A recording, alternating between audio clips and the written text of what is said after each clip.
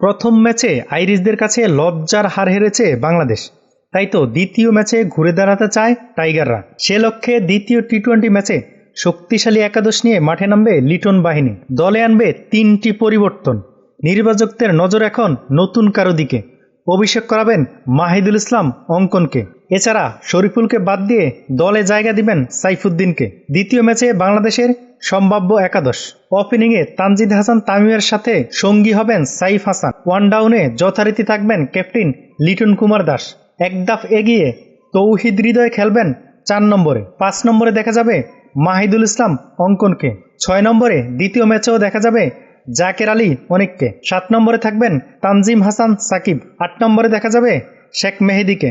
9 নম্বরে নামবেন রিশাদ হোসেন। 10 নম্বরে দেখা যাবে সাইফুদ্দিনকে এবং 11 নম্বরে থাকবেন মোস্তাফিজুর রহমান। দ্বিতীয় টি-20 ম্যাচটি বাংলাদেশের জন্য অলিখিত সেমিফাইনাল। জিতলে সিরিজে টিকে থাকবেন, আর হারলে সিরিজ হবে হাতছাড়া। ক্রিকেটের সকল আপডেট পেতে আমাদের চ্যানেলটি সাবস্ক্রাইব করে রাখুন। ফেসবুক থেকে দেখলে পেজটি ফলো দিয়ে রাখুন।